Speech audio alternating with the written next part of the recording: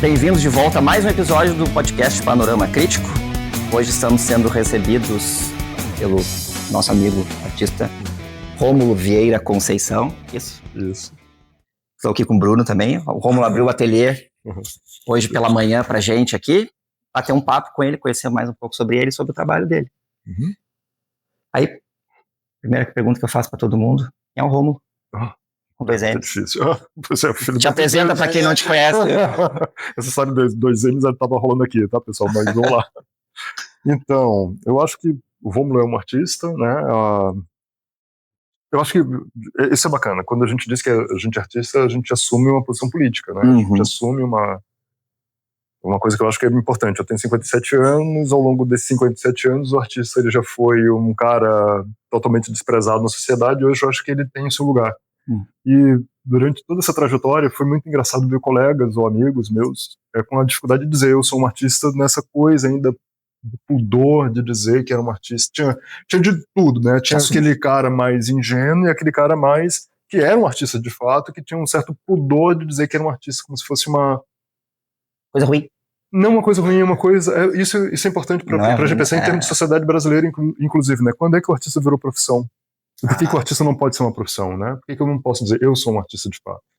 Então ficava aquela coisa entre uma coisa que eu não posso dizer artista por um respeito a essa área, que eu não tenho pertencimento a esse lugar, né? Não cheguei no status. Não cheguei nesse status, então quem deu esse status, né? Se a gente for parar para pensar onde é que a arte está no Brasil, né? Dentro de museu, dentro de galeristas, dentro de pessoas colecionadoras, o que é arte brasileira?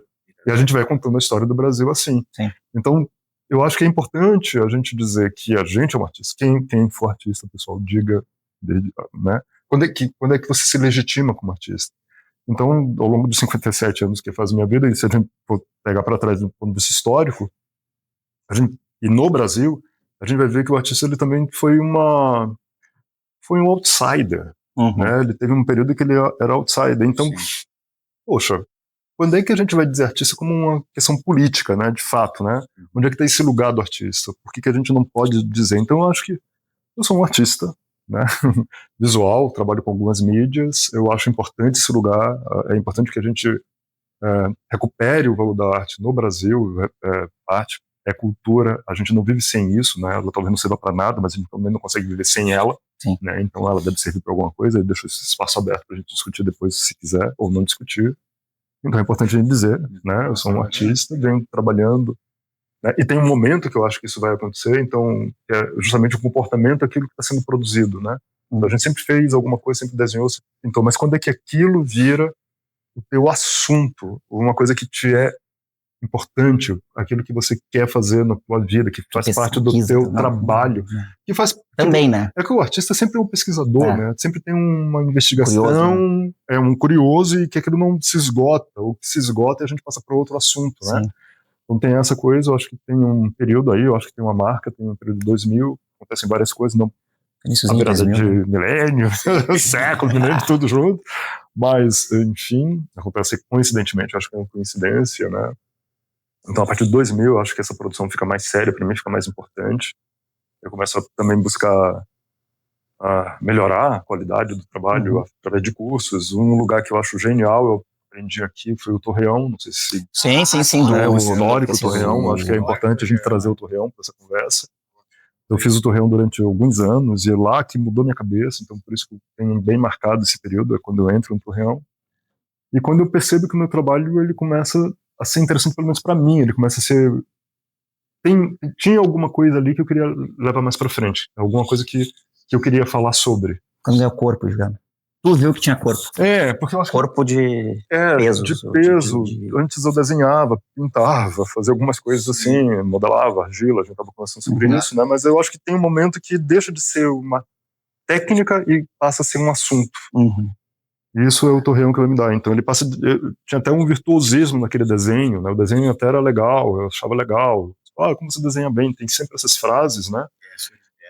Mas não tem um assunto, né? De repente fica aquilo, você, técnica pela técnica, a sua capacidade pela capacidade, né? Isso. E você não tem um objeto, você não tem um assunto, você não tem um... É difícil falar sobre isso, né? Mas enfim, isso é um clichê, né? tem um clique ali que se faz e que... Foi ali que eu gosto de perguntar quando é que tu deu essa virada de chave. Eu acho que é isso. Porque, na verdade, tu é geólogo. Eu também sou geólogo de formação de também, formação, né? Eu tenho uma carreira na geologia também, então isso também faz parte da minha formação em geologia foi em Salvador. Foi em Salvador. Eu me formei em Salvador em geologia em 92, depois fiz o mestrado lá também, até 94, depois eu migrei para cá. Pois é, te dizer, como é que foi essa... Eu vim fazer o doutorado aqui, de geologia, então comecei aqui em 95, 96, não me lembro, depois eu vou para a Austrália, porque eu fiz o sanduíche, fiquei 2 anos e meio lá. Eu passei mais tempo lá no doutorado do que aqui, mas eu vim para o Rio Grande do Sul, resumindo mais ou menos, fazer o doutorado em geologia. E nessa época eu estava muito focado naquilo, porque era interessante, porque também o tempo era curto, né? A gente se dedica muito àquela pesquisa, enfim, blá blá blá. E aí, quando termino o doutorado em 99 de geologia, eu fui para Salvador e depois eu vim para cá pelas artes, é importante dizer isso. Eu achava, quando eu cheguei aqui em 95, 96, Porto Alegre eu acho que era uma cidade, e ainda é, mas ela tinha uma dinâmica das artes. Eu sempre falo isso, né? Tava para estourar a Bienal primeira, né? 97? Então, eu não peguei, quando teve a Bienal, eu já estava na Austrália, foi 97. Quando eu voltei, foi 97, né? Quando eu cheguei aqui, acredito que foi também. Então eu cheguei no final de 98. Já tinha acontecido a Bienal, eu não tinha visto. Sim. Aí, enfim, a vida anda, né? Eu fui para Salvador, fiquei 1 ano lá, 99, eu passei o ano todo lá, terminando o doutorado e dando aula como substituto. Quando terminou o substituto, eu disse, olha, eu vou para Porto Alegre porque eu achei que aqui a parte das artes, justamente, então aí vem a segunda vinda para Porto Alegre. Porque quando eu achava que continua, isso está muito claro na minha cabeça. Eu achava que era uma cidade muito dinâmica do ponto de vista de arte. Era uma cidade propositiva na sua produção. Então existe uma produção de arte muito propositiva. Eu não tinha visto isso em Salvador, por exemplo, né? São Paulo a gente sempre tem, né? Sempre tem um período de São Paulo. Sempre a gente fala de São Paulo. Referência, né? É uma referência, mas quando é que se faz uma referência? Quando é que a gente... volta para aquela história. Quando é que a gente diz que é artista? Quando é que a gente diz que essa cidade produz alguma coisa, né? A Bienal vai fazer um marco em Porto Alegre, que eu acho que até hoje a gente não entendeu a comunidade porto-alegrense ainda não entendeu que isso é um marco na cidade do ponto de vista da cultura, do ponto de vista das artes visuais. A gente tem que olhar isso com mais respeito, com mais cuidado. E quando eu chego aqui em 2000... Não, mentira. Antes de sair para a Austrália, né, então ainda naquela faixa de 95, 96, 96, eu tinha ido para o Torreão já existia, e conheci o Torreão ali. E quando eu vi aquela produção Torreão, tinha aquelas instalações na torre, não sei se vocês pegaram isso, eu lembro. Claro. Tinha as instalações na torre, era um lugar de uma produção de arte incrível, pulsava aquilo. E tinha uma coisa que era bacana, que era não vou dizer um duelo, mas tinha nem uma competição, mas tinha uma alternativa, pelo menos. Olha só, tinha o Torreão, que era uma alternativa ao IA, e tinha lá o Centro de Cultura do Érico Veríssimo, que era o... Meu Deus, fugiu, né? Me fugiu também. O Ateliê Livre da Prefeitura, claro. Que ainda estava forte também. Lembra? Tinha os festivais de inverno, né, de primavera, tinha espaço expositivo. Chamavam pessoas de fora, gente. O Ateliê Livre tinha gente do Uruguai que vinha, gente da Argentina que vinha. Tinha os cursos, né, as oficinas. Então eu fiz tudo isso. Eu fiz tudo isso. A Casa de Cultura Mário Quintana tinha a oficina de modelo vivo. Tem até hoje. De graça. Tem até hoje. Uma vez por semana, né? Então tinha lá minha folha de papel, eu chegava lá, era todo sábado. Eu lembro que uma vez por semana, eu não lembro. Duas vezes. Duas vezes.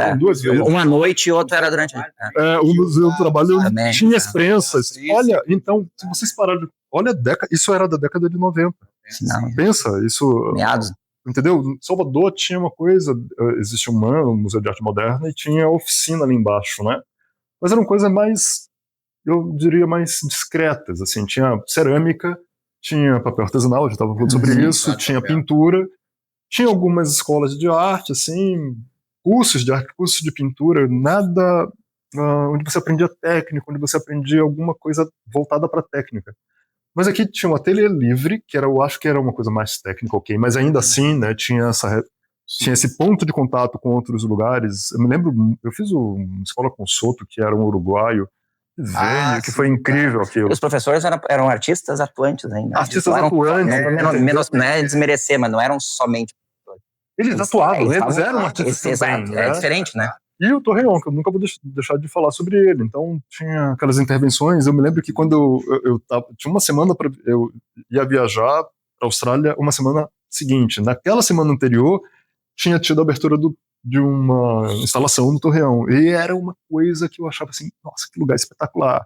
E eu falei, se eu voltar para o Brasil, eu vou vir morar em Porto Alegre. Foi o que eu fiz. Então, quando eu voltei para o Brasil, passei um tempo em Salvador, avaliando aquela coisa toda, e disse, não, se eu quero que a arte cresça em mim, vai ser em Porto Alegre. Pô, já tinha São Paulo, entendeu? Mas, para vocês terem uma ideia, eu sempre gostei de morar num lugar que não fosse o centro, né? Mas que fosse próximo do centro, que tivesse acesso a ele.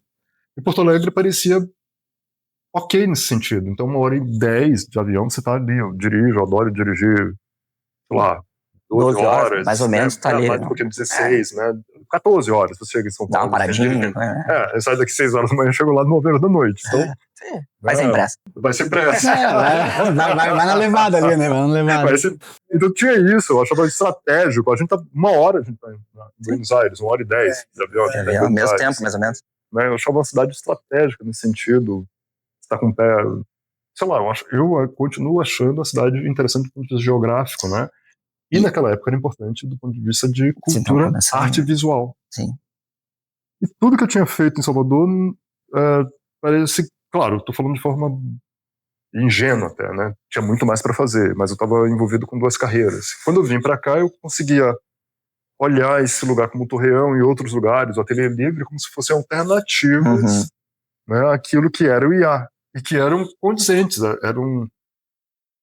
tinha um nível de produção e de proposição que era tão interessante, pelo menos ao meu ver, com aquele olho daquela época, tão importantes quanto o IA. Não dava o diploma, tinha aquela coisa da formalização, da formalidade. Mas eram lugares de tentar de explorar uma experiência. Né? O Torreão era incrível. Né? Ele era sobre isso, né? O Jair Moreira, assim, a L da Testa. E uma proposta, né? Essa experiência. Era uma experiência, pô. Eu me lembro que quando cheguei tinha uma guria, eu sempre vou falar isso, uma guria fazendo um buraco na parede, enfiando um colchão lá dentro. Quer dizer, poxa, pensa no IA. Onde é que você vai pegar uma parede de um prédio dentro do IA? O prédio vai cair e vai levar do lado dos outros. Tá segurando ele? Tá segurando ele? Tem uma certa limitação, nada contra, mas tem uma certa limitação. Sim. Enquanto que o IA tava assim, o Torreão tava aberto aquilo. E eu disse, poxa, então foi uma virada de cabeça para mim. Sair do desenho, da pintura, daquela coisa que ele estava falando como técnica e como um certo, vou usar uma palavra de forma leviana, de virtuosismo, onde você está buscando uma perfeição técnica sobre aquilo, para um lugar da experiência. É uma mudança na tua cabeça. E ali eu disse, putz, isso que eu quero para mim. É a possibilidade de encontrar o assunto. Né? É uma possibilidade de não ficar preso na coisa, mas descobrir um assunto para tratar. Como é que foi tua inserção aqui, né? A tua inserção no mundo das artes foi por aqui, né? Foi para Porto Alegre. Como é que se deu? Um baiano vindo pra cá. Pois é. Não, tô te perguntando porque eu não acompanhei na época, né? Eu conheci lá no IA, mas depois eu estava lá no mestrado, né? Então, aí Porto Alegre de novo, né? Sim. Porto Alegre tem aquilo que você tem que brigar para ficar aqui. Conhecemos este lugar, tem que brigar para ficar aqui. Então foi um lugar de briga para ficar aqui, mas era interessante essa briga, né? Essa briga dá prós e contras, é uma briga interessante. Mas eu acho que fui privilegiado nesse sentido, porque aí minha carreira da geologia, né? Eu estava vinculado à Universidade Federal do Rio Grande do Sul fazendo doutorado no Instituto de Ciências, no Campus do Vale, hoje, Campus do Vale. Os colegas da geologia eram... Você conhece, porque tem irmão de geógrafo. Então tem uma... Geólogo do marinho, inclusive. Então, tem uma flexibilidade ali, é um ponto de encontro muito vasto. A geologia me traz isso, essa percepção de... junto com a geografia, não é? Junto com a geografia. Então tem... Nesse aspecto, isso muito foi muito legal. Né? Então, os colegas, hora feliz. Os colegas abriram. Assim, outras épocas. Outras épocas. Estamos falando da década de 90, pessoal. Vendia cerveja ainda, né? Vendia cerveja no Antônio's, que era um restaurante dentro da universidade. Vamos pensar nisso, né? Então era um outro lugar, um outro momento do Brasil. Então isso foi... Eu tinha amigos, colegas, amigos, né? Isso foi me deixando muito numa situação de me sentindo muito bem aqui no Rio Grande do Sul, acolhido, né? Essa coisa que a gente estava falando do acolhimento. E então, na segunda vinda, que é 2000, eu entro no Torreão, e aí também lá eu sou acolhido. Eu acho que teve essa... Aí vem a formação que eu acho legal, né? Então, primeiro Torreão, depois... Primeiro Torreão. Então, quando eu vim da segunda vez, então passo um tempo fora, vou para o Austrália, volto para Salvador, etc., e venho para cá para uma bolsa de pós-doc, né?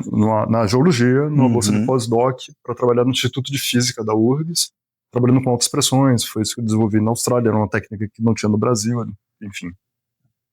Só tinha na física, com um viés físico, e eu queria trazer isso para um viés geológico, né? E é isso que eu trabalho hoje, eu desenvolvi essa área no Brasil, enfim, isso é outra história. Mas não vai sair disso, né? Mas começa ali, e então teve esse pós-doc que foi muito importante para mim, carreira de geólogo, mas ali também começa o Torreão. Então ali começa o Torreão, encarnado naquilo, tendo essas possibilidades que a gente já conversou aqui, e ali que eu acho que a coisa, bem acolhido, eu acho, né? Foi incrível. Eles tinham esse perfil. Tinha, né? O Torreão tinha um perfil de acolhimento, né? E eu acho que tinha uma coisa que era cutucar o que você está pensando, instigar. Ele ia lá e fazer com que você pensasse naquilo que toda a palavra e todo o gesto e todo o assunto tinha que ser repensado depois, né? O que é interessante, né? Então nada era feito de graça ou solto de graça. Então ali começa, eu acho, a questão desde o ramo do geólogo. Aí ali eu fiquei um tempão, depois começaram... A gente tá falando também de um outro Brasil, tinha uns lugares, por exemplo, existiam salões, lembra? Salões de arte, tinha o Salão da Bahia, o Salão de Goiás, tinham vários salões, né? Salão do Paraná, Santa Catarina, interior de São Paulo, tinham vários salões. Então eu acho que o Brasil tinha isso. Você quer ser um artista? Beleza. Mas tinham etapas que você seguia. Inclusive espaços expositivos abertos. Em Porto Alegre. Até para quem estava começando em Porto Alegre. Exato, em Porto Alegre tinha os espaços que eu acho que vinham. Eu acho que uma das. Se a gente for parar para pensar, tinham vários espaços, mas tem dois que eu me lembro muito bem, que eram as salas negras do Margues. Tinham, eu acho que era quando você estava começando, digamos. Não, acho que ali já era quando você estava um jovem artista. Eu acho que era ali. Para dar o voo. E aí, era como se você tivesse um roteiro para seguir. Exato. E dentro desses roteiros, tinha a galeria da usina do gasômetro. Não sei se vocês vão lembrar. Tinha lá atrás. A do Demai também. A do Demai, ok, mas tinha essa galeria lá no fundo do gasômetro. Não vou lembrar o nome. Não vou lembrar o nome. Lá no fundão, né? No fundão. Que era um lugar que você tinha que passar para poder alçar voos. Era mais disputado. Então, tinham coisas, assim. Então, por exemplo, 2001, 2002, tinha o salão, tinha o concurso do Goethe, da galeria do Goethe, também, que desapareceu. A Aliança Francesa tinha alguma coisa também. A Aliança foi depois, mas o Goethe veio antes. Então, eu consegui o segundo ano do concurso do Goethe, eu entrei, e aí começa coisa a acontecer, né? Eu tinha feito também uma proposta foi engraçado aquilo, foi o primeiro trabalho feito fora, que ficou público, né, que foi uma intervenção no elevador da Casa de Cultura Mário Quintana. Eu lembro vagamente. Foi intervenção, eu colocava determinados elementos lá dentro e criava uma proposição. Então uma delas era o elevador da Casa de Cultura só cabem 7 pessoas. Então eu colocava 7 bolas de chumbo, cada uma com 70 quilos. Para dar o peso máximo. Para dar o peso máximo do elevador, e em termos de volume, já tinham 7 coisas com não peso pode mais. Não pode mais, então tinha um impedimento. Sim. E esse número, essa palavra estava garrafal, esse garrafal lá no vidro atrás do elevador, então você lia rapidamente.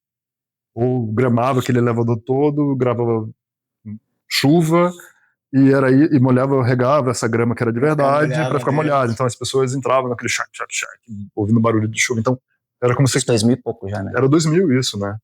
Então é como se aquele lugar que era um não lugar, eu lia muito essa história do Auger, que falava sobre não lugar, esses lugares de passagem que são não lugares hoje, todo mundo já sabe sobre isso. Então o elevador sempre ficou esse não lugar muito representativo para mim. Eu como tornar aquele lugar aquele não lugar um lugar, né? Um ponto de referência que as pessoas que pelo menos fosse rápido, mas que fosse mais marcado do que um elevador em si, né? Que é essa transposição do que acontece nos lugares, né? Dentro de um lugar, né? Então, tem a chuva, tá molhado, mas como é que chove, né? O possível, é impossível, né? E é um lugar fechado, mas tudo tá acontecendo nesse não lugar. Nesse não lugar, justamente. E aí começa a me interessar o lance do espaço, né? O espaço físico, como é que a gente percebe esse espaço físico, como é que a gente se percebe, né? Por que a gente ocupa determinado espaço, se comporta de um jeito e outro se comporta de outro jeito. Sim. E aí começa o meu interesse na parte das artes. Te leva como ao assunto, mestrado, né? Aquela coisa da pesquisa, do assunto que me leva para o mestrado no IA. Aproveitando isso aqui. Sim, claro. Escuta que eu vou ter que ler, porque eu acabei viajando e escrevi muito longa. Tá? Vamos lá. Mas tentando puxar até essa questão da geologia para ti também. Então, eu vou meio que ler aqui. O teu trabalho tem múltiplas camadas de espaço. Eu acho que sim. Doméstico, urbano, simbólico. A gente tá falando aqui sobre Sim, os adíncras aqui. E o outro que eu esqueci o nome. Isso. Tu recombina ambientes e cria geografias que parecem emergir entre memória e invenção, que é um pouco que a gente estava falando agora. De onde é que nasce esse interesse pelas arquiteturas do cotidiano? E vou te fazer outra pergunta.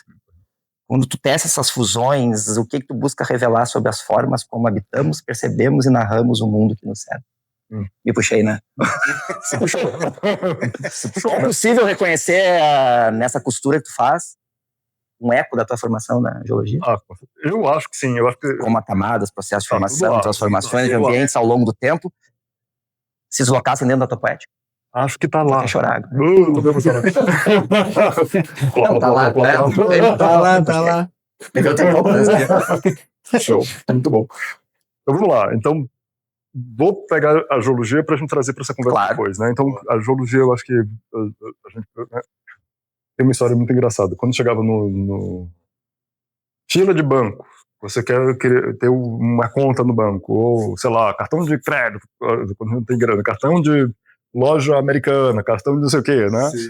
Fila, pega aquela fila, chega no cara e finalmente ele pergunta pra você, sua profissão, geólogo? Teólogo? Não, geólogo. Geógrafo? Não, geólogo. Biólogo? Não, geólogo. Quer dizer, a gente tá falando, de novo, lá atrás, né? Então é uma coisa que não estava tão claro o que o geólogo fazia, nem ouvir geólogo, ele não conseguia ouvir a palavra geólogo, jogava para qualquer coisa menos geologia, né? Então, o geólogo ficava, o resto não. E é muito engraçado, porque o que é geologia? Né? A gente estuda geologia, estudo do planeta, Terra, geo, né? Mas no fato, poxa, tudo que a gente... Geologia tem um papel importante no mundo que a gente não percebe de forma rápida, né? A gente percebe engenharia, percebe um monte de coisa, mas a gente percebe biólogo, a gente percebe rápido, mas a geologia não. E tudo que a gente tem, né, vem como um produto que precisa da geologia para poder pegar esse material que finalmente vai se transformar em alguma coisa, né? Então, os metais, a gente vai pensar em prospecção. E esse geólogo sempre teve essa cara de devastação, né, de poluidor, né, petróleo, etc. Só que, se a gente vai passar para baterias, carros a baterias, a gente vai precisar prospectar os minérios e os materiais que vão para essa bateria, lítio, etc. Então, alguém vai ter que buscar, agora tem altas terras raras, né, que já supercomputadores que precisam de elementos, alguns são terras raras, e que a gente precisa prospectar esse material. Então, o geólogo está lá na base para poder fazer isso andar. Se a gente for para o mundo hoje, o que a gente trabalha o que o meu trabalho como geólogo? A ideia é tirar o CO2 da atmosfera e colocar em rocha, né? Então é transformar esse CO2 atmosférico em carbonato e esses carbonatos fazerem parte da rocha, ou seja, a gente está sequestrando o CO2 atmosférico de forma segura e permanente durante muito tempo. Então eu não estou pegando só esse CO2 e injetando num poço na forma de gás. A gente está mineralizando esse CO2, que ele está virando sólido, transformando, e deixando ele estável por um tempo geológico. Então, e aí então a gente tem essa questão do tempo. Para a gente o tempo é longo, né? O tempo não é outra escala, né? É outra escala, bilhões, milhões, milhares, né? É um pouco diferente. Eu sempre falo, porque eu sempre falo que para o historiador o tempo é no horizontal, para o geólogo o tempo é na vertical, né? A gente quando a gente desce, eu vou para mais antigo. Só que, por exemplo, você está num ambiente.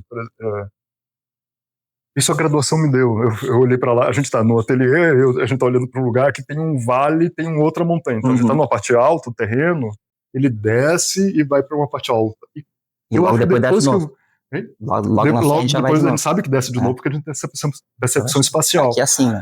E eu acho que depois que eu me formei, quando estava fazendo a graduação, acho que foi já no segundo ano, ou no final do primeiro ano para o segundo ano, eu disse que maldição que vai acontecer comigo, porque nunca mais eu vou ter férias.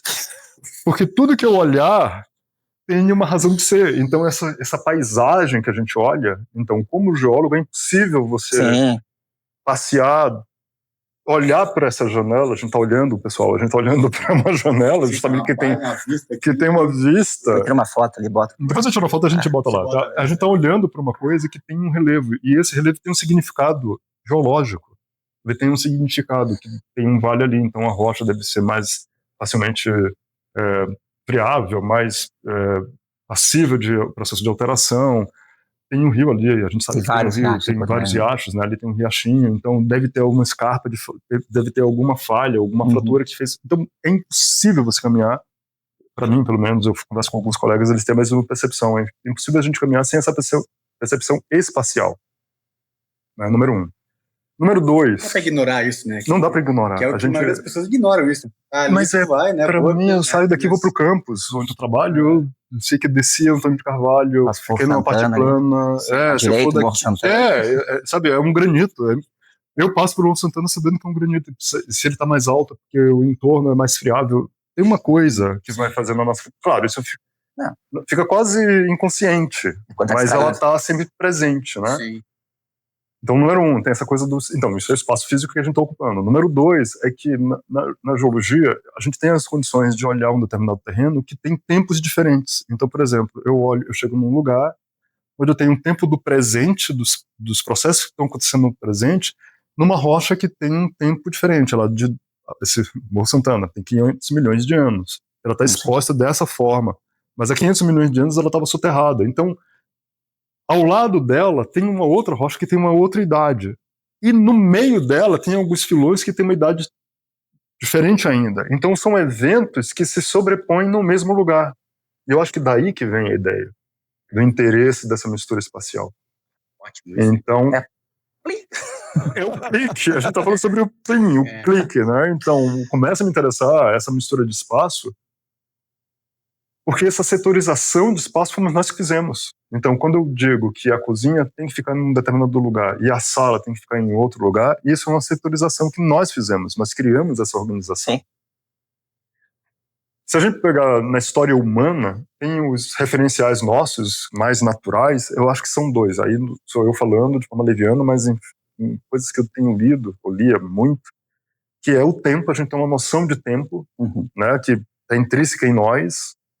Mais tarde, mais cedo, né, o sol, né, a posição do sol, anoitecer, o comportamento da gente vai marcando o tempo, mesmo que eu não tenha um relógio, nada disso. Uma coisa muito precoce em nós, na humanidade, né, a questão do tempo, ok? E uma outra que é espacial. Tá pegando fogo aqui, eu corro para lá, então tá vindo um enxame de abelha, eu tenho que me abaixar. Tem uma coisa espacial em nós que é muito cravada desde do começo da humanidade, né? Está muito inserida em nós. E a gente está sempre tentando organizar esse espaço. A gente está sempre tentando fazer com que esse espaço se organize. Eu crio uma cozinha e eu crio uma sala. Vamos pegar esses 2 exemplos, né? Então tem uma função para se desenvolver ali, uma função que é trabalho. Então não é só um espaço físico chamado cozinha, é o que eu vou fazer nessa cozinha, é como eu vou me comportar dentro dessa cozinha. E ao mesmo tempo, o que essa cozinha significa para nós todos como comunidade, né? Ela é trabalho, ok. Mas ela, quem tem vó e quem tem casa grande, também é o lugar do encontro, né? Na minha casa, a casa da minha mãe não era grande, mas a gente se encontrava muito na cozinha. Se encontrava no passado, num apartamento pequeno, mas a gente se encontrava na cozinha. Era um lugar que a cozinha estava sendo feita, o bolo ali, a gente enfia o dedo no bolo, a criança faz isso. Come ali, se puder. Fica adulto, se puder, come ali mesmo, né? E tudo mais, o café está sendo feito ali. As coisas giram então da cozinha, esse convívio da cozinha, né? Um quarto já é o contrário, né? É um lugar privativo, é um lugar que é teu, reservado, onde a gente tenta adaptar para as coisas que são nossas, né? Quem tiver quarto coletivo vai ter que dialogar ali, negociar e etc. Vai ser um convívio de trato, mas ainda assim vai guardar alguma intimidade.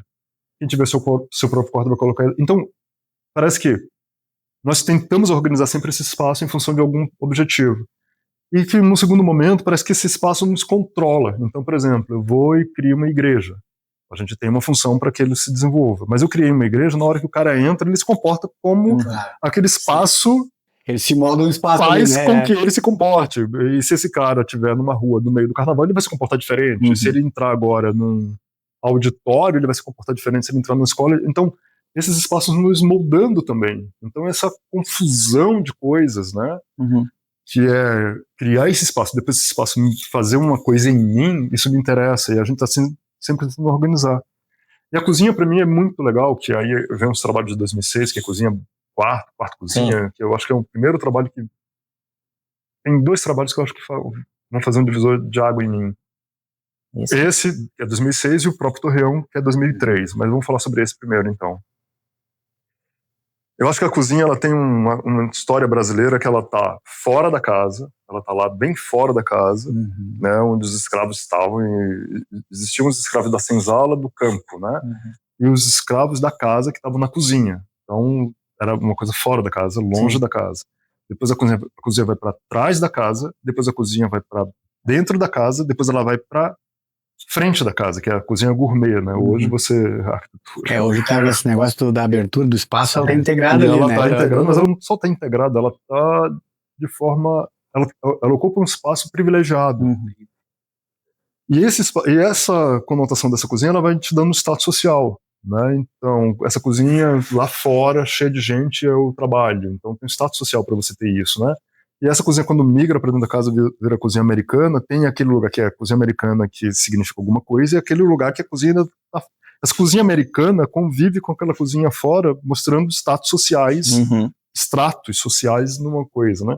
E hoje essa cozinha gourmet convive com essa cozinha que está fora, o que é a americana, mostrando estratos sociais também. Então essa cozinha ela tem uma coisa incrível no Brasil. A gente pode contar a história do Brasil através da cultura brasileira, do comportamento, através da cozinha, eu acho. Né?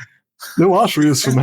É uma coisa louca isso aí. Faz sentido. E tem uma coisa do pertencimento, né? Então, novelas, a gente sempre viu o negro na cozinha, o porteiro na cozinha. A gente raramente viu ocupando espaços interessantes, né? Lá no passado. Hoje a gente tenta mesclar e fica uma confusão. Acho que fica uma coisa quase pastelona, mas tudo bem. Meio colagem demais. Forçação de barra quase, né? Ainda não é uma coisa naturalizada. Eu não assisto mais novela há muitos anos, mas desculpa, ainda é...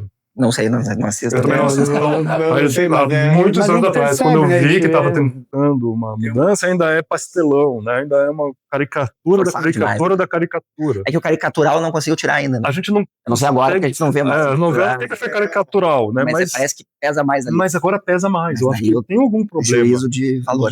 Ainda bem que a gente pelo menos combinou. Né? Gente, a gente não combinou isso hoje de manhã, tá? Ele só falou falando mal de todo mundo antes da entrevista. Mas tem um consenso aqui, não, mentira. Mas naturalizar uma coisa. Não, acho que ainda... Então, e isso, para mim, esses espaços físicos têm essa coisa do pertencimento. Então, de vez em quando eu não me sinto... Principalmente quando eu era criança, né? Negro brasileiro, de vez em quando a gente não ocupa um determinado lugar físico. Eu sou de Salvador. 80% da população brasileira. 79%, 70 e tantos por cento, estatístico, né? Pardos e negros. Eu sou de lá. E eu não consegui me matricular quando eu era quando eu estava fazendo o ginásio, então. A gente estava falando sobre isso também. Eu não consegui entrar numa escola, porque, né, não podia entrar naquela escola. Depois era coisa da cor, né? Meu irmão é mais claro, meu irmão foi, eu não fui, entendeu? E tinha prova, tinha tudo isso, para vocês terem uma ideia. E, enfim, tinham situações de infância que eram absurdas e eram bem marcadas pela cor, né? E eu tenho uma família misturada. Minha mãe é branca, meu irmão é mais claro, eu sou dessa cor, meu pai é negro, minha avó é negra. Então era uma família misturada. E era... Mas cara de Brasil mesmo. Não é Brasil. E era engraçado isso, porque era engraçado que a diferença... Para um baiano, a gente vê a diferença entre eu e meu irmão. Eu acho que para um sulista talvez não veja essa diferença, mas na Bahia está marcado isso, é engraçado isso. Então tem essa coisa do espaço de você se sentir bem ou não se sentir bem. Você se sentir, eu não devia estar aqui. Não pertence, mas quem disse isso para você, né? Uma construção social que vai fazer isso sentir através do espaço físico, né? Aquele espaço físico não é para você estar ali. Então, olha como é legal esse assunto, né? Na minha cabeça, né? É o assunto, né? É o assunto que a gente estava conversando. E que vem derivado desse Isso assunto. brotou lá no Torreão? Eu acho que isso vai se amadurecendo ao longo do tempo. Até o germe da coisa? Não, o germe vem da possibilidade de usar o espaço como, ao invés de usar tinta, eu vou usar o espaço inteiro. Eu não vou usar um objeto no espaço, eu vou usar o espaço em si. Sim. Então, vamos voltar. Então, 2006 tem isso. 2006 tem esse trabalho que é Quarto e Cozinha. Esse é o que estava no Santander. É o que estava no Santander, justamente. Hoje ele faz parte do acervo do Margues, né? Isso. Então estava no Santander, mas ele é do Margues. Sim, mas é que está na exposição dos 70 anos. Não, mentira, ele estava no... O do Santander já é outro, que é sala, banheiro mas e é da mesma serviço. Série, mas é da mesma série, série tautológica. Esse do Santander, ele tem uma área de serviço com uma sala de estar e um banheiro, quer dizer, uma mistura de ambientes. Estava no andar de cima até. Né? Estava no andar de cima, justo. E essa série vem, então essa série começa em 2006 e de novo que a gente estava falando dos ritos de passagem, né? O Itaú Cultural. Rumos Itaú Cultural. Rumos, esse é isso. O projeto Rumos. Eu fiz parte do projeto Rumos e esse Quarto foi nessa época aí, mais ou menos, né? Foi selecionado para essa exposição. Então, eu lembro. Existiam os ritos de passagem, entendeu? Sim. Existia. Se alguém me perguntar como é que eu faço para ser artista, eu vou dizer, eu não sei. Antigamente tinha uns ritos de passagem, tinha uns editais, tinha umas coisas que você ia fazendo tiquezinho no seu currículo. Mas eu acho que antigamente tinha um certo rito de passagem que eu acho que aí volta para nosso conversa quando você disse que é um artista. Lembra? Sim. De certa forma, tinha os legitimadores desse lugar. Né? Tinha umas legitimações que... mas antes de tu chegar no legitimador, você tem que assumir, né? Mas antes você tem que projetar que tu vai tentar lá, você vai ser aquilo, senão você não vai ser. E de novo, né, quem é que pode ser artista dentro de uma cultura brasileira que sempre foi segregacionista? Eu posso ser um artista negro de periferia. Eu não sou eu nasci na periferia de Salvador. Quando a gente fala periferia hoje, ela tem uma conotação. Eu nasci no subúrbio de Salvador. Entendi, Salvador e tem um subúrbio de Salvador, né? Nunca morei em favela, mas subúrbio de Salvador. Fora do centro.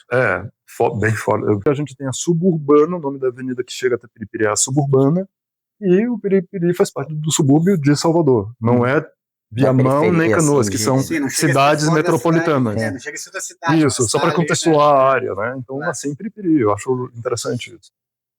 Mas enfim, então... E aí, de novo, esse lugar que vai fazer com que... Eu não posso me dizer que eu sou artista, não posso estar em determinados lugares, porque é embutido na sociedade brasileira. Então, quando você diz isso, você está assumindo uma coisa política, você está assumindo uma tarefa, talvez, né, brasileira, né?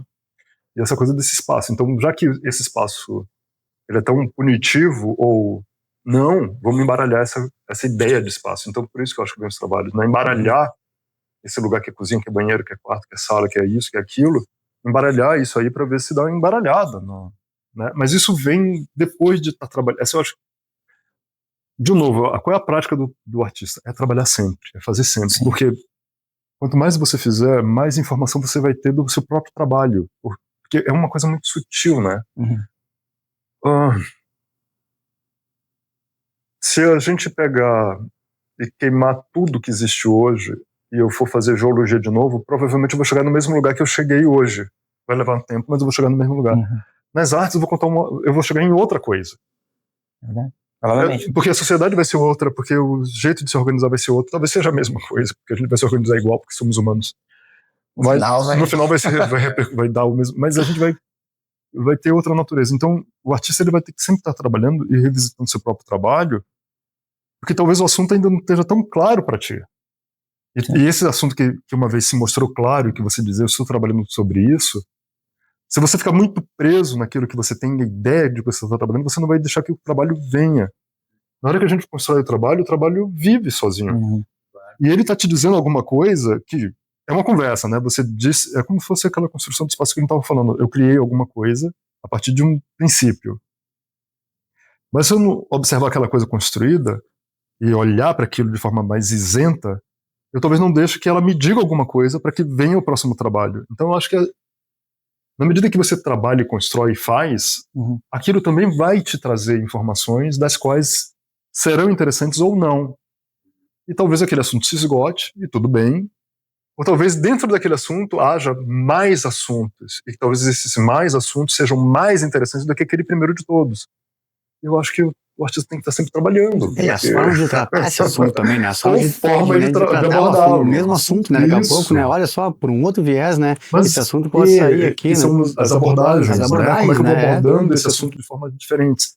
Mas deixar o trabalho livre, deixar o trabalho falar para ti, de novo. Você propõe e é proposto, né? Essa conversa com o próprio trabalho, com a vizinhança, os colegas, os amigos, os artistas, a comunidade, eu acho que deixar isso... Então, se eu fosse falar sobre o meu trabalho há 15 anos atrás, talvez eu ainda não tivesse visto esses aspectos. Sim. Hoje eu acho que com maturidade, com o que o trabalho está me dando, o trabalho me deu muita coisa também, eu acho que consigo falar sobre esses aspectos. 15, só. Tem 20 e poucos anos. Não vem a caso, mas... fazendo mais... Vem o caso, sim, isso é maturidade. Sim, 20 não, deu 15, deu 20, vai... Mas assim, se eu olhar 10 anos atrás, eu ainda sou uma outra pessoa do que eu sou hoje. Eu já vou ter um pouco ou menos ou outros argumentos. Eu acho que na medida em que você deixa isso funcionar em ti, esses argumentos se tornam mais sólidos, eles se tornam mais interessantes, eles se tornam... De novo, eu nunca falei isso aqui também, mas eu acho que a gente não é muito criativo, a gente não é muito fantástico, a gente é pouco. A gente fica pensando sempre na mesma coisinha, eu acho que a gente é mais limitado, sabe? Não vejo, eu sou capaz de... Não, eu acho que a gente é capaz de tudo, sim, seres humanos. Mas eu acho que o que nos interessa são poucas coisas. E que se a gente olhar para aquela pouca coisa com carinho e com dedicação, vão ter muitas coisas naquela pouca coisa. Então, acho que a gente sempre volta. Depende de quem olha, né? Volta para nossa conversa no começo. Por que eu, Rômulo, faço isso nas artes, sendo geólogo? Acho que se eu não fosse geólogo, eu não teria olhado para isso. Claro, com certeza. Com essa clareza, com esse viés, né? Talvez eu estivesse ainda pintando mesmo. Não poderia associar isso. Desenhando, né? Então tem uma coisa da limitação nossa, do ser humano, das coisas que nos interessam. Pela nossa construção social, pela nossa construção psicológica, enfim. Eu tinha uma pergunta aqui perguntando sobre o que significa para ti trabalhar no entre coisas. Eu acho que é nesse viés que a gente está falando aqui. Né? Mais ou menos, já respondeu sem... nessa coisa... Porque as suas obras apresentam as coisas em transformação, né? Isso, fica uma coisa que você não consegue definir o que é. Exato, quem falou banheiro, quem falou banheiro, área de serviço, sala, cozinha... Então fica sempre nesse... Tem muitas camadas, né? Depois a gente pode falar dos desenhos também. Então, é uma coisa que não se resolve, né? Ele não... Se você olhar... De novo, só que se a gente for para esse caminho, a gente tá no mundo que a imagem... Isso a gente estava falando antes, pessoal. A gente estava falando sobre a saturação da imagem, né? No café a gente estava falando sobre isso. Então, hoje eu acho uma pena que a imagem ela seja tão rápida. Então, as pessoas não param na frente da imagem e olham e tentam deixar a imagem falar mais do que aquela imediatez, né? O celular fez isso conosco, né? O celular, o Instagram fez isso conosco. A gente passa aquele troço e acho que já viu e eu já vivi, de repente a gente tá falando... Demorou muito. Demorou muito. Né? Então... a gente acaba nos dando conta de quão complexo é trabalhar com o tempo mesmo, né? Sem pegar em termos de o tempo é uma engronha, né? Assim, como é que eu vou representar tempo, né? Imagina, me desenha aí, sei lá, os 5 segundos. Eu não tenho, é tão abstrato assim, sabe? Então, diferente de outras coisas que tu precisa tempo também, né? Não pode deixar ele assim. É muito engraçado, eu acho. As artes visuais sofrem disso hoje, eu acho que o lugar das artes visuais é sofrer um pouco com essa massificação da imagem, esse excesso de imagem. A gente vai sofrer um pouco com isso, né? Tem uma saturação ali, né? E quando a gente viu os teus trabalhos ali embaixo, nossa, era maravilhoso, né? Tu olhar assim aquela coisa, né? Mas é só... Tem isso aqui, né? Aqueles antigões, né? Então, isso, mas tem que querer olhar. Tem que querer olhar, né? É um livro, você tem que querer chegar no final.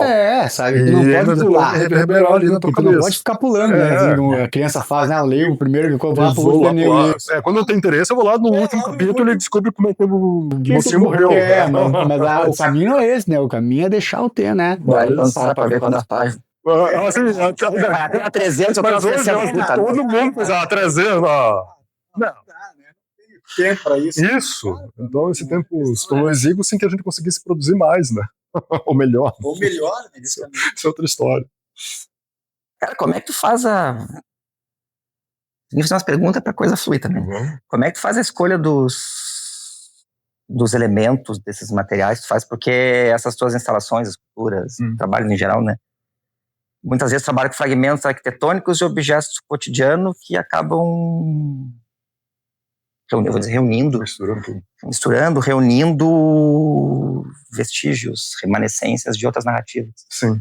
Como é que tu faz essa seleção de... Ah, Porque essa coisa, uma coisa brota dentro da outra, né? isso. É. Só que tu pega coisas distintas. Isso tem eu acho que o melhor exemplo é a instalação que está em Inhotim. Isso para o que Sim. você está falando, eu acho que vamos pegar Me a fugiu o instalação nome. de Inhotim. O nome é gigante, e aí eu não pois vou me por isso que lembrar eu não aquilo que ele lembro. falou, né? Eu já não lembro no curto, É. imagino. O lance do título é sempre uma frase, pessoal. Os trabalhos geralmente tem uma frase ali que significa alguma coisa, mas sempre começa com espaço, pode ser alguma coisa. Porque de vez em quando esse espaço não é o espaço físico, é outra coisa que o espaço físico está se remetendo, né? Às vezes e é um aí, espaço afetivo. é um espaço afetivo, de vez em quando. Tinha umas gangorras. Isso, bom, é esse daí que é estruturas antecipativas, que vão misturando esse espaço lúdico com esse espaço que não é lúdico, né? Com proibitivas, cercas que vão atrapalhar essa passagem. Então aí tem uma coisa afetiva, né? infantil, mas é meio infantiloide ao mesmo tempo, né?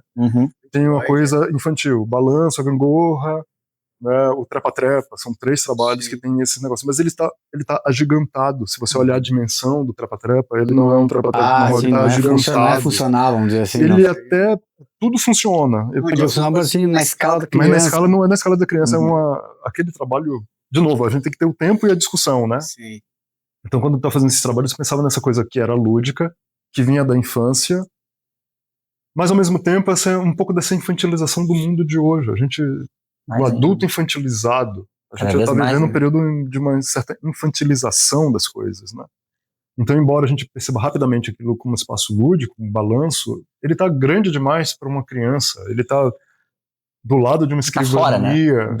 Fora do contexto do lúdico, do parque de diversão. Ele é um playground, mas tem um texto sobre playground dele, eu gosto daquele texto também, mas ele vai um pouco para além disso.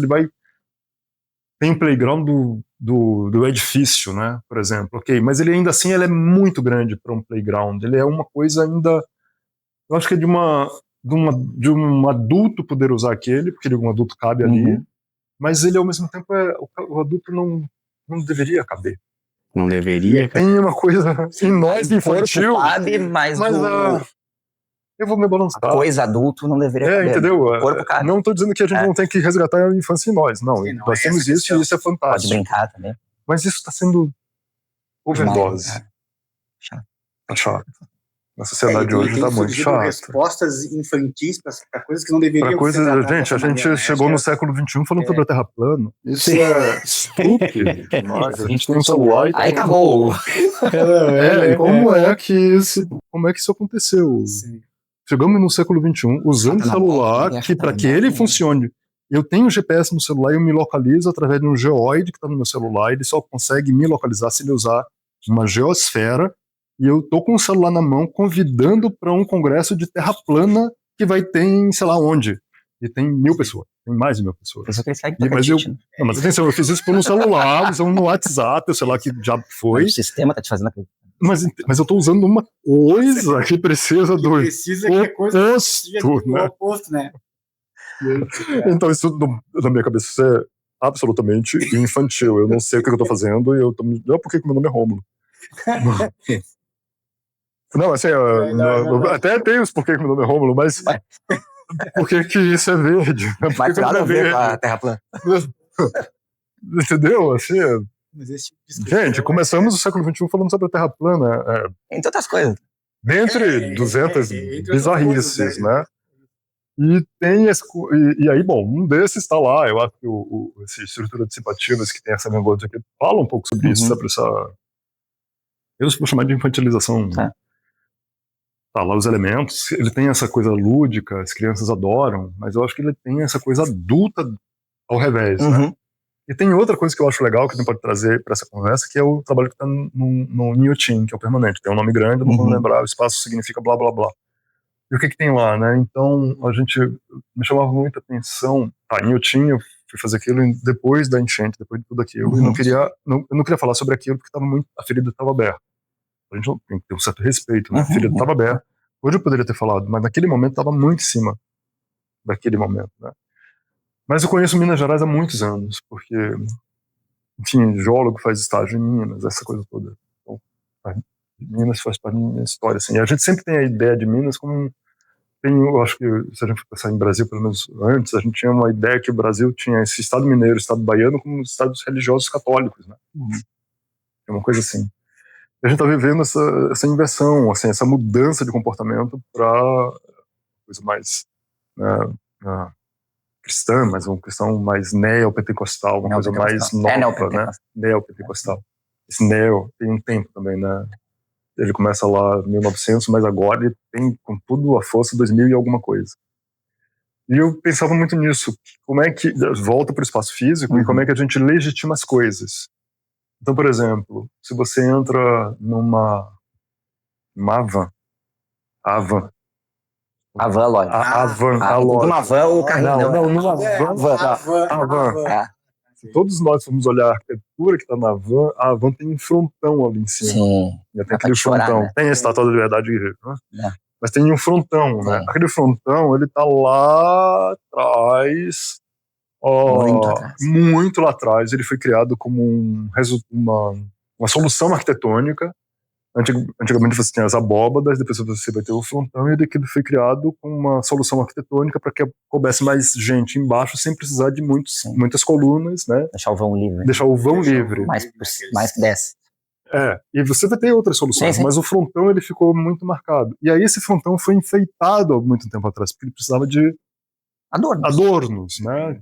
Veio o frontão como solução arquitetônica, mas isso ainda acoplado para um adorno. Tem uma forma de fazer esse frontão. Mas hoje a gente está no século XXI, tem outros jeitos de fazer vão livre. E a van tem um frontão. Aquele frontão não está lá de graça, ele está lá porque ele legitima um espaço que não precisa, que não está sendo legitimado por nada mais além daquilo, entendeu? Que é só um adorno, no caso. Naquele caso é só um adorno. No caso é um adorno, mas esse adorno é diferente de um desenho na parede. Não, ele funciona muito mas bem. ele não tem a função... Ele não tem a função arquitetônica. Primordial dele, que era segurar a bagaça toda. Não, ele tem uma função para que aquilo seja legitimado como um espaço que tem alguma tradição que não tem nenhuma. A gente vai ver isso na Assembleia de Deus, desculpa aí, mas a gente tem esse mesmo frontão e as colunas gregas nessas outras coisas que não precisavam um copy-paste, é um pastiche, né? Sim, pastiche. E você vai tendo isso, então, e nada contra e nada a favor também, né? Mas vários lugares que se legitimam por determinados elementos sem estar legitimado. Então você não tem ainda uma trajetória, mas se você coloca aquele elemento traz consigo essa potência da legitimação sem que ela exista de fato. Tem um simbolismo forte, e você vai usar isso aí, né, para legitimar isso aí, vai construir uma tradição depois, né? Tu vai, como é que a gente ia falando lá no café, né? Tu começa a confusão de você. Desculpa aí. Próxima vez vai fazer construir isso aí, né? Isso, então isso é uma construção na cultura, né? Então, por isso que... E rapidamente você reconhece, né? Sim. Rapidamente, você não precisa do todo. Um fragmento você já pega e já reconhece. Então, ainda assim, está falando sobre uma coisa que é espaço físico, que se impõe e que está dentro de nós, e que você rapidamente percebe porque está dentro da sua cultura, e isso fazia parte de um espaço físico específico que hoje está totalmente alóctone, assim, tá no contexto, né? Sabe Deus. Sabe Deus. Sabe Deus, quase literalmente. Contexto é difícil, cara. É uma coisa alóctone, assim, veio de algum outro lugar e tá ali, né? Então, só com essa função de legitimação. E é isso, né? Então, tem uma série toda que vai falar sobre isso. Acho. Aí começa em Yotin, isso estava me interessando muito. Isso era muito interessante em mim, e eu queria falar sobre aquilo. Eu fui fazer uma pesquisa também, eu comecei a viajar ali em Minas, tem um projeto bem bacana de fazer, e eu tive uma surpresa, assim, o que a gente está enfrentando hoje, inclusive, né, por exemplo, hoje vocês têm eu vou falar uma coisa que vocês podem cortar depois, se vocês quiserem, mas vamos lá. Se tu quiser. Você tem uma coisa que cresce, né? A gente vai ter uma coisa que onde a religião cresce, onde o Estado não frequenta, né? Então, por exemplo, você tem ali, quando você entra, antigamente, não sei agora mais, mas algum tempo eu fiquei entrando em igrejas neopentecostais, Assembleia de Deus, a Universal, etc. Né? E quando eu entrava, me chamava a atenção que o começo era sempre um lugar onde tinha um tratamento de drogas. Como se fosse, ainda tem isso, né? Deve ter, tinha, né? Eu também não frequento muito, mas... Não, mas tinha essa coisa. Então, poxa, por que a igreja vai fazer esse tratamento quando o Estado que devia estar fazendo isso, né? Porque fica isento de uma religião. Pode ter religião, não sou contra, mas... Função laica da coisa. Mas a função laica que eu estou chamando a atenção, vivendo no país laico, né? Teoricamente. Vou continuar acreditando nisso, eu vou sempre Não, falar assim, isso, eu também, mas... Porque é uma questão de escolha. Eu posso até ter uma religião que eu escolhi, mas não tem uma religião que me submete àquela, né? Essa é a diferença. Posso ter 200 religiões no país laico. Sim. Eu só posso ter uma no país religioso. E por que esse negócio está dentro dessa igreja? Mas funciona. Nós sabemos, vocês devem conhecer gente que... Não estou condenando a droga também, não é isso. Não estou fazendo julgo de valores, mas a gente está dizendo que esse lugar está fazendo uma função que o Estado devia estar fazendo. Só que tem um preço. Mas tem um preço. Tem um preço. Então por que esse lugar está fazendo isso, né? E quando você vê aquilo está fazendo determinadas funções e ocupando o lugar desse Estado que devia estar fazendo outras coisas, mas converte, né? Hoje você tem uma coisa que me apavora, você ter uma solução judicial fazendo constelação familiar, né? Vai buscar constelação familiar para resolver uma questão judicial de vez em quando, né? Então a gente está indo para um lugar que eu não estou entendendo muito bem, né? Então, né, a gente está, né, olha o que está acontecendo no Brasil agora, nesse instante, né, a gente conseguiu finalmente... As últimas noites, né? As últimas noites. As duas últimas noites, né? Viu que a Zambelli não foi, né? Não vão caçar. Então, gente, a gente está vivendo... E por quê? E como é que esses acordos e acordões estão sendo feitos, né? Vou deixar em aberto essa conversa aqui para todos nós pensarmos, né? Então, tudo isso está sendo interessante da gente falar hoje, né? A gente tem que falar sobre o aborto. A gente tem que falar sobre o aborto. Por que o aborto tem que ser religioso, né? Por que essa condenação ao aborto passa por um viés religioso se tem uma lei que permite que as mulheres abortem em determinadas circunstâncias, né? O que eu quero chamar aqui é o poder dessa religião. Que durante eu acho que se a gente desorganizar a sociedade, se tiver a religião, ela organiza a sociedade. Eu quero chamar a atenção. A primeira lei de todas, não matarás. Em todas as religiões tem isso. E não matarás teu pai. Assim, ela começa com... Se você pegar a história... Pai e mãe, né? Não, mas tem uma coisa que... Depois a gente vai mudando nas religiões. Mas tem uma coisa que começa, não matarás o pai. Né? Depois fica não matarás, mas não matarás o pai. Está em todas as religiões. Então você organiza uma certa sociedade através de uma religião. Então, na falta de tudo, uma religião faz a coisa. Mas ela pede que tenha ela pede tudo que a gente sabe sobre religião que venha junto. Então você precisa de uma outra coisa que organize para que não tenha essa crença nesse abstrato. Eu não posso ter medo de um abstrato, eu tenho que ter medo de um julgamento, né? Eu tenho que ter um acordo entre nós para que uma sociedade funcione. Na falta disso, uma religião funciona muito bem, porque ela tem umas leis básicas ali que vão fazer com que a sociedade minimamente funcione.